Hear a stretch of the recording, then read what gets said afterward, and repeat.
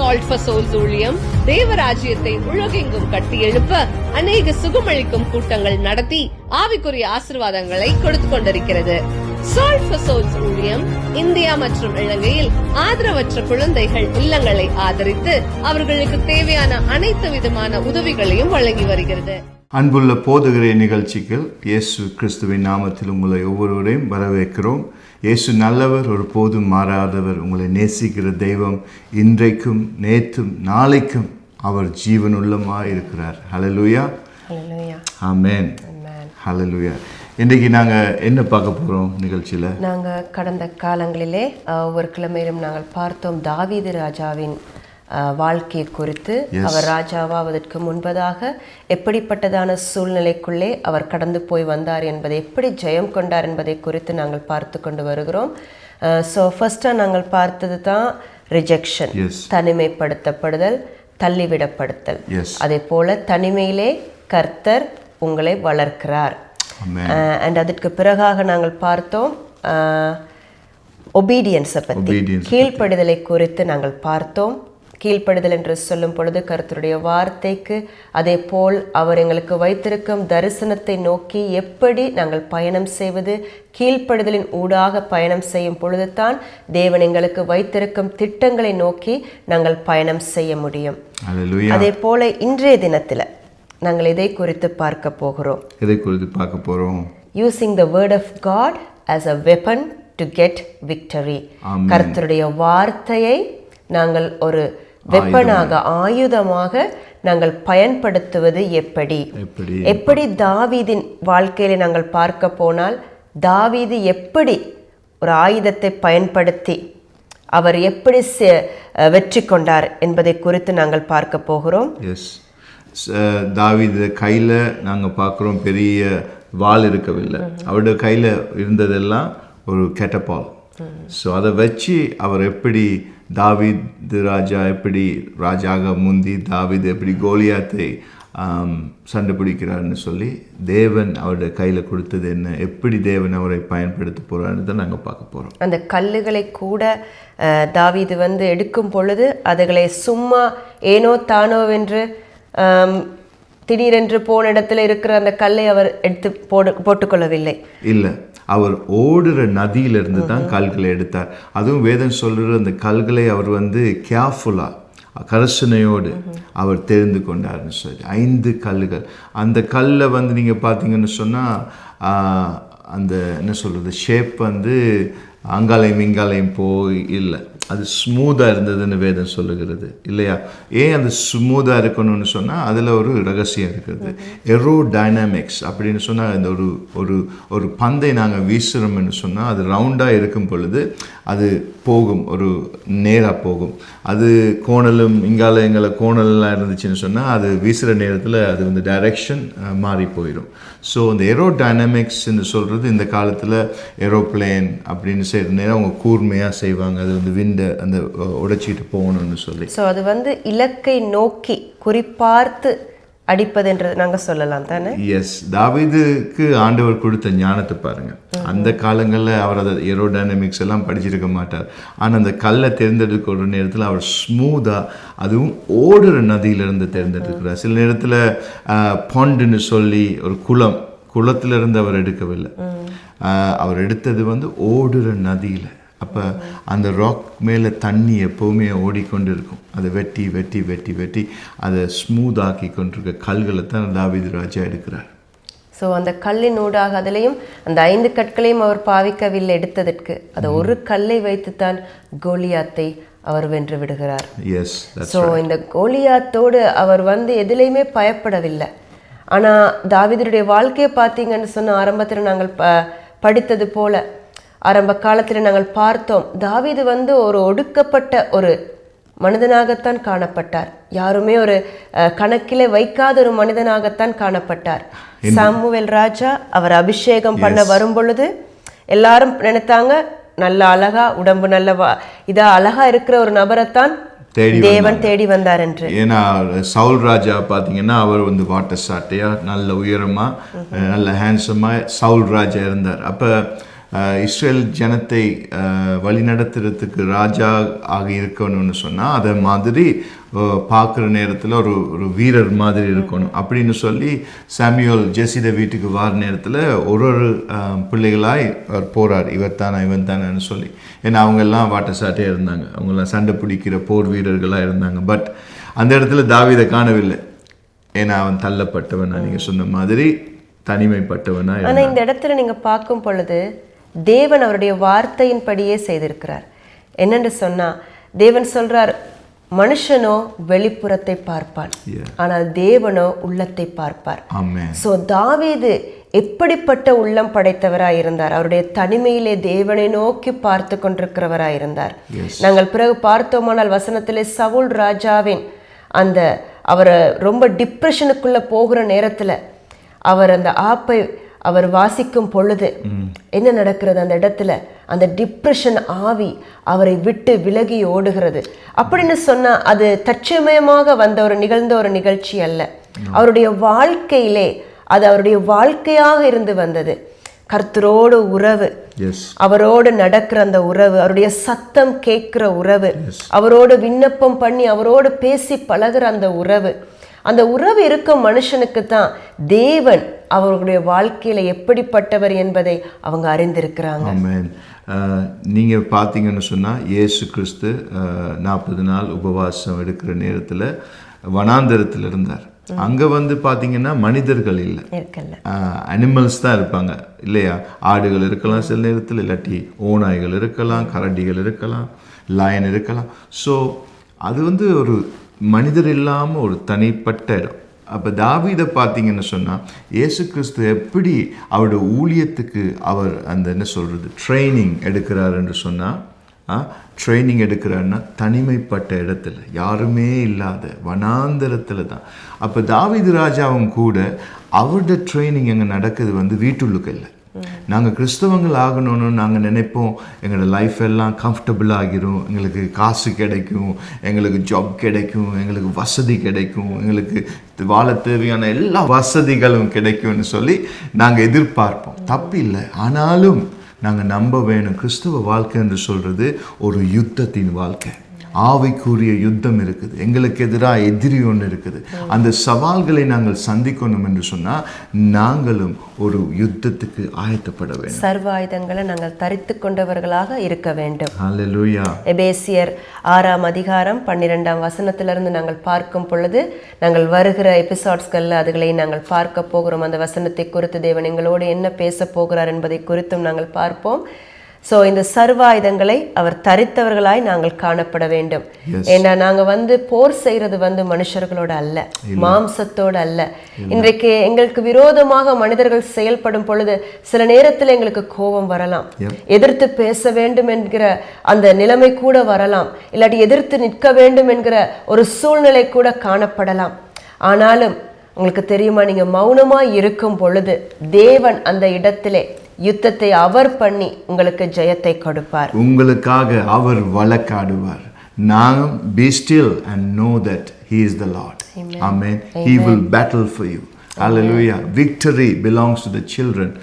But the Bible says the battle belongs to the Lord. யுத்தமோ அவருக்கு சொந்தம். ஆமென். நீங்க யுத்தம் பண்ணாதீங்க. சில நேரம் உங்களுக்கு தெரியுமா, நாங்கள் ஃபேமிலியில் சந்தோஷமாக இருக்கும் பொழுது, ஒருத்தர் நாங்கள் சந்தோஷமாக இருக்கும் பொழுது குடும்பத்தோடு, சாத்தானுக்கு பிடிக்காது, அவனுக்கு பிடிக்காது, அவன் அதை வெறுக்கிறான்.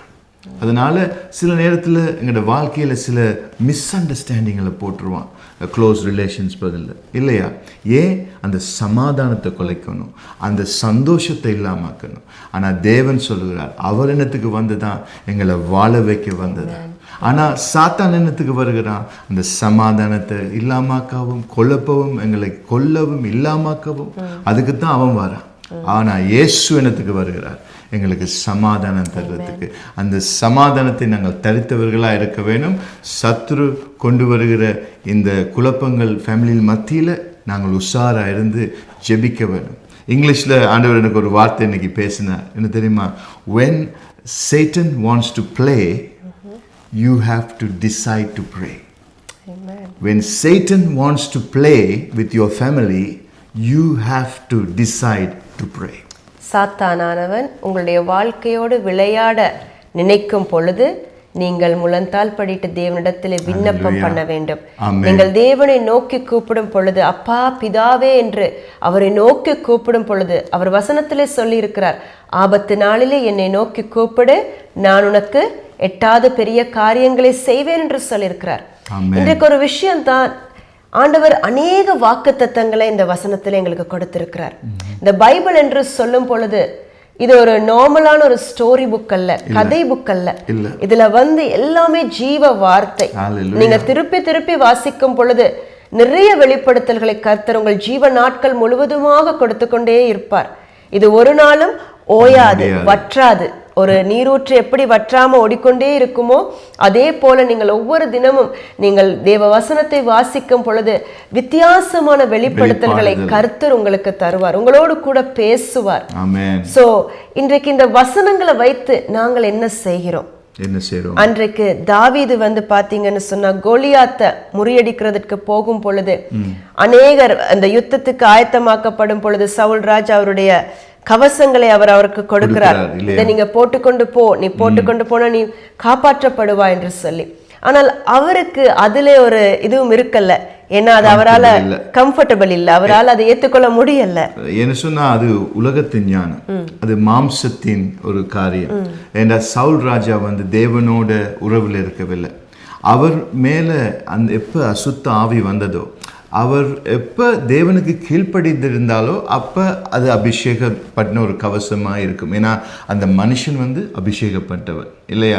சில நேரத்தில் ஓல்ட் டெஸ்டமெண்ட் நாங்கள் போகும் பொழுது எலாஜாட ஆடையை விசுக்கி அந்த அந்த தண்ணியில் அடிக்கும் பொழுது அங்கே ஒரு அற்புதத்தை நாங்கள் பார்க்கலாம். ஏன்னா அபிஷேகம் நிறைந்த அந்த உடல். அதே மாதிரி சவுல் ராஜா எப்போ தேவன் அவரை தள்ளிவிட்டாரோ, எப்போ அவருக்குள்ள பெருமை வந்ததோ, எப்போ புகழ் பேராசை வந்ததோ, எப்போ தேவனுக்கு கீழ்ப்படியாமல் வாழ்ந்தாரோ, அப்போ சவுல் ராஜா மேலே ஒரு அசுத்த ஆவி வருகிறது என்று நாங்கள் பார்க்குறோம். அப்படின்னு சொன்னால் அவர் மேலே மட்டும் இல்லை, அவர் உடுக்கிற ஆடையில் கூட ஒரு அபிஷேகம் இல்லாத ஒரு அசுத்தத்தை நாங்கள் பார்க்கலாம். ஆனால் தாவீதை அந்த இடத்திலே கர்த்தர் தேர்ந்தெடுக்கிறார், கர்த்தர் அனுமதிக்கிறார். கோலியாத்துக்கு முன்பதாக போய் போரிடுவதற்கு அவர் என்னால் தெரிந்து கொள்ளப்பட்டவர். அதே போல தாவீது பாருங்க, எந்த ஒரு பயமும் இருக்கல்ல. என கர்த்தருடைய ஆவியானவர் எங்கள் மேல் வரும் பொழுது அவர் எங்களுக்கு தரும் ஆவி பரிசுத்த ஆவியானவர். அந்த பரிசுத்த ஆவியானவர் உங்களுக்குள்ளே வரும் பொழுது உங்களுக்குள் இருக்கிற பயம் நீக்கப்படும். அந்த கோலியாத்தாக சில நேரங்கள்ல இன்றைக்கு உங்களோட வாழ்க்கையில உங்களோட நோய் ஒரு கோலியாத்தாக இருக்கலாம். சில நேரங்கள்ல உங்களை சுற்றி இருப்போர்கள் உங்களுக்கு ஒரு கோலியாத்தாக இருக்கலாம். அப்படி இல்லைன்னு சொன்னா உங்களுடைய வேலை ஸ்தலத்திலே ஒரு கோலியாத்தை வைத்திருக்கலாம். அப்படி இல்லைன்ற ஊழிய பாதையிலே நீங்கள் அநேக கோலியாத்களை நீங்கள் சந்தித்திருக்கலாம். ஆனாலும் தேவன் உங்களை பார்த்து சொல்லுகிறார், அந்த அனைத்து சவால்களையும் வென்றிட, எல்லா கோலியாத்களையும் வென்றிட என்னுடைய வசனம் உனக்கு போதுமானதா இருக்கிறது, நான் உன்னுடனே இருக்கிறேன்.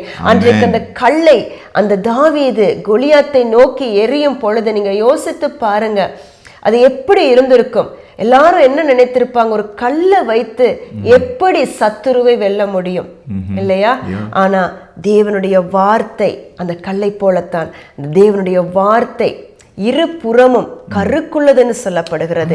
அவருடைய வசனத்துல நாங்கள் பார்த்தோம் என்று சொன்னால், தேவனுடைய வார்த்தையானது ஜீவனும் வல்லமையும் உள்ளதாயும் இருபுறமும் கருக்குள்ள எந்த பட்டயத்திலும் கருக்கானதாயும் ஆத்துமாவையும் ஆவியையும் கணுக்களையும் ஊனையும் பிரிக்கத்தக்கதாக உருவ குத்துகிறதாயும் இருதயத்தின் நினைவுகளையும் யோசனைகளையும் வகையுறுக்கிறதாயும் இருக்கிறது.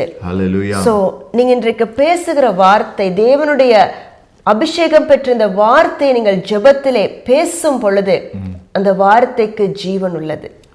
சோ நீங்க எதிரிய பார்த்து, உங்களுக்கு விரோதமாக இருக்கிற அந்த கோலியாத் போல் இருக்கிற அந்த மழையை பார்த்து, அந்த நோயை பார்த்து, அந்த பிரச்சனையை பார்த்து, கடன் தொல்லையை பார்த்து நீங்கள் தேவனுடைய வசனத்தை, அவருடைய ப்ராமிஸை, அவருடைய வாக்கு தத்தத்தை நீங்கள் பேசும் பொழுது ஹalleluya என்ன செய்யுமாம்? இருபுறமும் அது கருக்கானது. ஆமென். அவருடைய வார்த்தை போய் சும்மா திரும்பாது என்ற வசனத்திலே நாங்கள் வாசிக்கிறோம். அவருடைய வார்த்தை போன காரியத்தை செய்துவிட்டே அது திரும்பும். ஆனபடியினால எவ்வளவு அருமையான ஒரு தேவன், அருமையான இரட்சகர் எங்களுக்கு வசனத்தை கொடுத்திருக்கிறாரு. ஆமென். இன்றைக்கு நாங்க நினைக்கலாம், ஆண்டவரே எங்களுக்கு உங்களை பார்க்க முடியல, நாங்க ஒரு தோல்வியுற்றவங்களாக இருக்கிறோமே என்று சொல்லி நீங்க நினைத்து கொண்டிருக்கலாம். அப்படி இல்லை. தேவன் உங்களுக்கு வசனத்தை கொடுத்திருக்கிறார். அவர் சொன்னார், அவர் எங்களுக்காக ஒரு இடத்தை ஆயத்தம் பண்ண போகிறார், ஆனாலும் பரிசுத்த ஆவியானவரை எங்களுக்கு கொடுக்க போகிறார் என்று சொல்லி அதே போல எங்களுக்கு கொடுத்திருக்கிறார். இன்று அந்த பரிசுத்த ஆவியானவர் எங்களுக்குள்ளே வாசம் செய்கிறவராய் இருக்கிறார். உங்களுக்கு தெரியுமா, நீங்க சோர்ந்து போன நேரங்கள்ல சில நேரத்துல எங்களுக்கு ஜெபிக்க முடியாம இருக்கும், எங்களால எழுந்து எதையுமே செய்ய முடியாமல் இருக்கும். சில நேரத்துல சில பாரங்கள், சில கவலைகள் எங்களை அப்படியே எங்களோட உடலை கூட சோர்வுக்கு ஏற்படுத்திவிடும். அந்த நேரத்துல எங்களால ஜெபிக்க முடியாது. ஆனா நீங்க பார்த்திருக்கிறீங்களா, உள்ளால ஒரு சத்தம், யாரோ தேவரை நோக்கி கூப்பிட்டுக்கிட்டே இருக்கிறது போல இருக்கும். அது இயேசுவானவர் அந்த நேரத்துல வாக்கு கடங்காத பெருமூச்சுகளோடு கூட எங்களுக்காக அவர் பரிந்து பேசுகிறவராக இருக்கிறார். எனக்கு ஒரு சாட்சி எனக்கு நடந்தது நான் உங்களுக்கு சொல்றேன். உங்களுக்கு ஏற்கனவே தெரியும், ஆனா உங்களுக்கு தெரியாது. நான் விசுவாசத்தில் வளர்கிற நேரத்தில் நான் முதலாக சர்ச்சுக்கு போகிற டைம்களில் அப்போ நான் அந்த பாஸ்டரோட ஒரு கதையில் கதைச்சிக்கிட்டு இருக்கும் பொழுது அவர் சொன்னார், இயேசு உங்களை தொடுவார்ன்னு சொல்லி. நான் சொன்னேன், நிஜமாக தொடுவாரான்னு? அவர் சொன்னார், தொடுவார். நான் சொன்னேன், இல்லைன்னு. அவர் சொன்னார், இல்லை, செய்வார்ன்னு சொல்லி. அப்போ சரி, சேலஞ்சாக எடுத்துக்கொண்டு நான் அவரோட சவால் ஒன்று செஞ்சோம். நீங்கள் செஞ்சு பாருங்கள், முழு மனதோடு செஞ்சு பாருங்கன்னு சொன்னார். அப்போ சரின்னு சொல்லி அந்த காலங்களில் நான் மேரி பண்ணலை. அந்த டைமில் வீட்டில் நான் ஒரு பெஞ்ச் இருந்துச்சு, அதில் படுத்துக்கிட்டு இப்போ பாஸ்டர் சொன்னது ஞாபகம் வந்துச்சு. சரி, கூப்பிட்டு பார்ப்போம், இயேசு உண்மையாகவே என்னை தொடுவாரான்னு. அப்போ நான் அந்த பெஞ்சில் படுத்துக்கிட்டு, இயேசுவே என்னை தொடுங்க, இயேசுவே என்னை தொடுங்க, Jesus touch me, Jesus touch me, Jesus touch me, என்னை தொடுங்க தொடுங்கன்னு சொல்லி ஹாஃப் அன் ஹவராக சொல்லிக்கிட்டு இருக்கேன். என் வாய் வலிக்கும் வரைக்கும் சொல்லிக்கிட்டு இருந்தேன். ஆனால் என் வாய் வலிச்சு நான் சரி இதை நிப்பாட்டுவோம் என்று சொல்லி ஒன்றுமே நடக்கலையேன்னு சொல்லி அப்படியே சோர்ந்து போயிட்டு அந்த பெஞ்சில் படுத்துக்கிட்டு தூங்கலை, கண்களை மூடிட்டு அப்படியே டயர்டில் கூப்பிட்டு ஹாஃப் அன் ஹவராக ஒன்றும் நடக்கலை. அப்போ அந்த வரியில் அப்படியே படுத்துக்கிட்டு இருக்கேன்.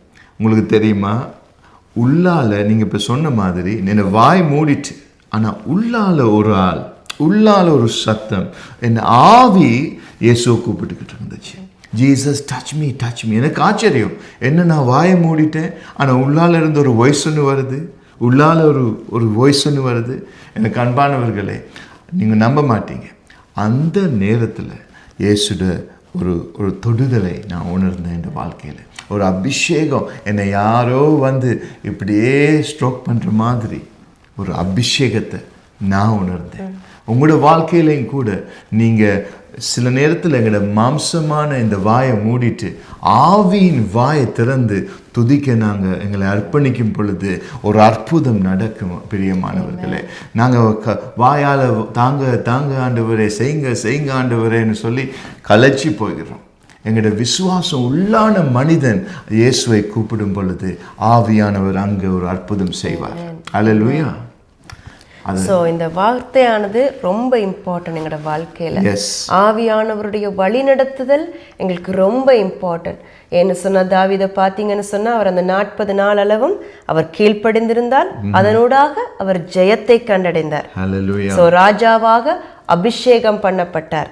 பாருங்க, அந்த அவர் அந்த வெற்றியை எடுக்கும் அளவும் அவரை சுற்றி இருந்தவர்கள் கூட அவரை பார்த்து நம்பல. ஏன் அவருடைய சொந்த சகோதரங்க கூட நம்பல, அவரை பெற்றவர் கூட நம்பல, யாருமே நம்பல. இந்த மாதிரி தான் இன்னைக்கு உங்களோட வாழ்க்கையை பார்த்து உங்களோட கூட இருப்பவர்கள் சில நேரத்துல உங்களை அற்பமா எண்ணலாம், உங்களை மேல இருக்கிற நம்பிக்கையை விடலாம். உங்களுக்கு இப்படிப்பட்ட ஒருத்தன் ஒரு சிறுவனாக இருக்கிறானே, இவன் எப்படி இதை செய்து முடிக்க போறான்னு சொல்லி தாவீதை பார்த்து நினைத்தாங்க அவருடைய சகோதரங்கள். நீ ஆடுகளை மேய்க்கத்தான் நீ நல்லது, உனக்கு அந்த வேலைத்தான் நல்லது, நீங்க எங்க போர்க்களத்துல நீ என்ன செய்கிறாய் என்று கேட்டாங்க. ஆனாலும் அதே போலத்தான் இன்னைக்கு உங்க வாழ்க்கையை பார்த்து அநேகர் சில கேள்விகளை எழுப்பி இருக்கலாம். இப்படியெல்லாம் ஏசப்பா ஏசப்பான்னு போறீங்களே, இன்னைக்கு உங்க வாழ்க்கையில என்ன இருக்கு? எப்படி ஜெயம் கொள்ள போறீங்க? இந்த சூழ்நிலை இனிமேலும் இதுக்கு மேல ஒன்றுமே இல்லையே என்று சொல்லி தோன்றக்கூடும். இதற்கு மேலாக நாங்கள் போய் எதை நாங்கள் பார்க்க போகிறோம் ஆண்டவரே? நாங்கள் இன்னும் கஷ்டமான பயணத்தினை தர நாங்கள் பயணம் செய்து கொண்டிருக்கிறோமே ஆண்டவரே என்று சொல்லி நீங்கள் கலங்கிக் கொண்டிருக்கிற ஒரு நபராக கூட இருக்கலாம். ஆனால் தேவன் சொல்லுகிறார், உன் நம்பிக்கை வீண் போகாது. ஆனால் தேவன் சொல்லுகிறார், நீ வெட்கப்பட்டு போவதில்லை. ஏனென்று சொன்னால் நான் உன்னுடனே கூட இருப்பதால் நீ வெட்கப்பட்டு போவதில்லை. அந்த மலையை பாக்கிலும் அந்த மலையை படைத்தவர் உங்கள் தேவன். ஆமென். இந்த சூரியனை பாக்கிலும் சூரியன் எவ்வளவு ஹொட்டா இருக்குது, அதுக்கும் பாக்கிலும் இந்த சூரியனை படைத்தவர் யார்? அவர் உங்களுக்கு பின்னால் இருக்கார். நான் நினைக்கிறேன் தாவீது கோலியாத்துக்கு முன்னால் இருக்க, கோலியாத் பார்த்து சிரிப்பான், ஐயோ தாவீது இவ்வளவு ஸ்மாலா இருக்கிறாரு, நான் நாயான்னு சொல்லி அவன் கேட்குறான். நீங்கள் இந்த சிறுவனை நான் அனுப்புறீங்க என்னோட சண்டை பிடிக்க, நானோ பெரிய சாம்பியன், ஆனால் இவரோ சிறுவன் சொல்லி அவன் சிரிக்கிறான். ஆனால் அவன் பார்க்கவில்லை தாவீதுக்கு பின்னால் யார் இருக்கிறான்னு சொல்லி. அந்த பெரியவர் தாவீதுக்கு பின்னால் இருந்தார். இந்த உலகத்தை படைத்தவர் அவர் தாவீதுக்கு பின்னால் இருந்தார். உங்களை நேசிக்கிறவர் தாவீதுக்கு பின்னால் இருந்தார். இன்றைக்கு உங்களுக்கு பின்னால் அவர் இருக்கிறார். ஆமென். சில நேரம் உங்களுக்கு காண முடியாது. எப்படி ஃபயர் ஃபைட் அப்படின்னு சொன்னா, அந்த என்ன சொல்றது, தீ அணைக்கிறவங்க, ஃபயர் ஃபைட்டர்ஸ், அவங்கள நாங்க எப்ப பார்க்கலாம்? அந்த ஃபயரின் மத்தியில தான் பார்க்கலாம்.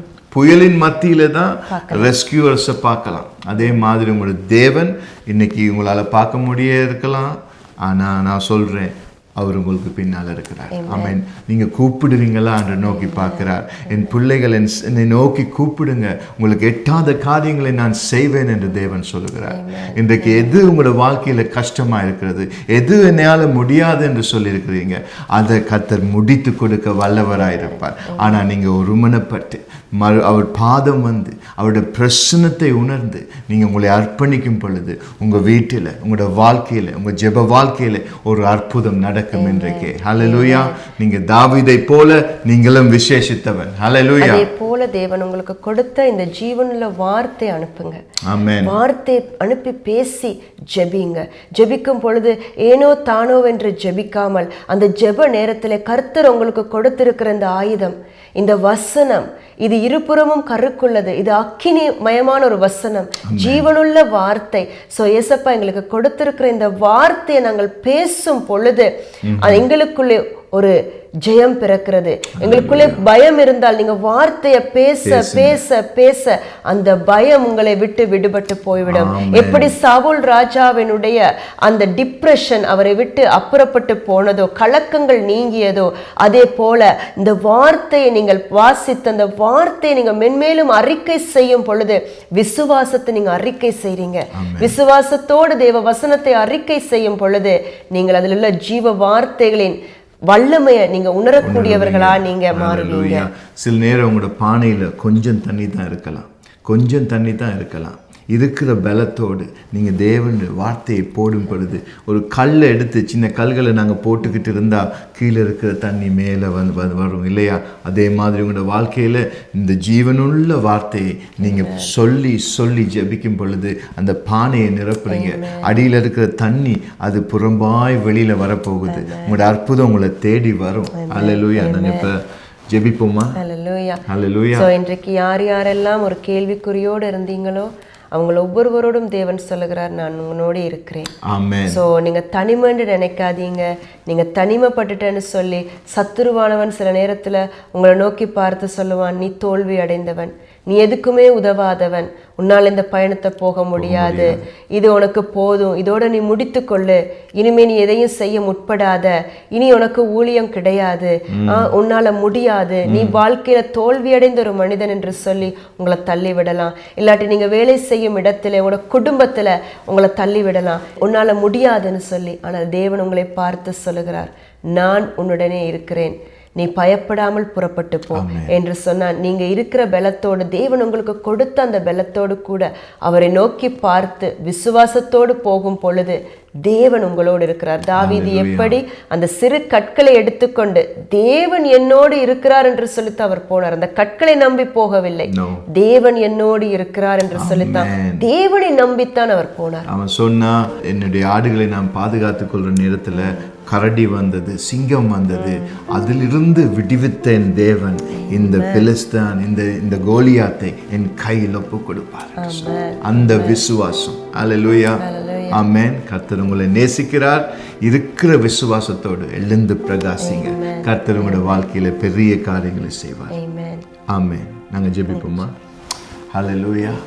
அன்பான தேவனே, உம்மை நோக்கி இந்த வேளையிலே கூப்பிடுகிறோம். பிதாவே, என்னை நோக்கி கூப்பிடுங்க, உங்களுக்கு எட்டாத காரியத்தை நான் செய்வேன் என்று சொன்ன கர்த்தர் எங்கள் மத்தியிலே எங்களுக்கு எட்டாத காரியங்களை செய்து ஆசீர்வதிங்கப்பா. இதோ உங்களை நோக்கி கூப்பிடுறோம். ஆபத்து வேளையில் என்னை நோக்கி கூப்பிடு என்று சொன்னவர் நீரப்பா. எங்க கூக்குரலை கேட்டு ஆண்டவரே, பிள்ளைகளோட வாழ்க்கையில ஒரு அற்புதம் செய்யுங்கப்பா, ஒரு அற்புதம் செய்யுங்கப்பா. எல்லா தடைக்கல்களை எடுத்துக்கொண்டு இயேசு கிறிஸ்துவான இந்த மூளைக்கல்லை ஆண்டவரே வீட்டிலே அஸ்திவாரமாய் கட்ட கிருபை பாராட்டுங்கப்பா. ஜெபிக்க இயலாம இருக்கிற நிலைமையை மாற்றுங்க ஆண்டவரே. அப்பா, ஜெபிக்கிற வரங்களை கொடுங்கப்பா. இயேசு கிறிஸ்துவின் நாமத்தில் தீமை விலகட்டும் அப்பா. அபிஷேக மலை வீடுகளில் ஊற்றட்டும் ஆண்டவரே. அக்னியாய் புறப்பட்டு வருவீராக. அபிஷேகம் ஊற்றப்படுவதாக. இயேசு கிறிஸ்துவின் நாமத்தினால் எல்லா சாப கட்டு விலகுவதாக. பரம்பரையாய் வருகிற சாபங்கள் விலகட்டும் ஆண்டவரே. வறுமைகள் விலகட்டும் ஆண்டவரே. இயேசு கிறிஸ்துவின் நாமத்தில் ஒரு அற்புதம் உண்டாவதாக. அபிஷேகம் உண்டாவதாக. பிள்ளைகளோட வாழ்க்கையிலே ஒரு ஆசீர்வாதத்தை காண செய்வீராக அப்பா. இதோ தகப்பனே, திறந்து கொடுப்பீராக. யாரும் மூடக்கூடாத கதவுகளை நீர் திறந்து கொடுப்பீராக ஆண்டவரே. நீர் மூடினால் யார் திறக்க முடியும் ஆண்டவரே? உமக்கு பிரியமில்லாத கதவுகளை மூடுறதுக்காய் ஸ்தோத்திரம். உமக்கு பிரியமான கதவுகளை திறக்கிறதுக்காய் ஸ்தோத்திரம் ஆண்டவரே. பரிசுத்தத்தை காத்துக்கொள்ள கிருபை பாராட்டும் ஆண்டவரே. உம்முடைய அபிஷேகம் வீட்டிலே தங்கட்டும். ஒவ்வொருவரையும் பேர் பேராய் தொடுவீராக. இயேசு கிறிஸ்துவின் நாமத்தில் ஒவ்வொருவருடையும் வீட்டிலே ஒரு அற்புதம் நடக்கட்டும் இந்த மாசம் தகப்பனே. இயேசு கிறிஸ்துவின் நாமத்தில் ஒவ்வொருவரையும் ஆசீர்வதிக்கிறோம். இரத்த கோட்டைகளை மூடி மறைத்து பாதுகாத்துக் கொள்வீராக. இயேசுவின் நாமத்தில் ஜெபிக்கிறோம் நல்ல பிதாவே. ஆமென், ஆமென். God bless you. இந்த நிகழ்ச்சி உங்களுக்கு மிகுந்த ஆசீர்வாதத்தை கொண்டு வந்திருக்கும் என்று நாங்கள் விசுவாசிக்கிறோம். மேலும் உங்கள் ஜெப தேவைகளுக்காக எங்களை info@salt4souls.com.au என்ற மின்னஞ்சல் மூலமாகவும் www.salt4souls.com.au என்ற இணையதளத்தின் மூலமாகவும் எங்களை தொடர்பு கொள்ளுங்கள். நாங்கள் உங்களுக்காக மிகுந்த பாரத்தோடு இடைவிடாமல் ஜெபிக்கவும் உங்கள் நம்பிக்கைக்கு துணையாக நிற்கவும் விரும்புகிறோம். நீங்கள் பூமியின் உப்பாக இருக்கிறீர்கள். மத்தேயு 5:13. இயேசு நாமத்தில் தேவன் உங்களை ஆசீர்வதிப்பாராக.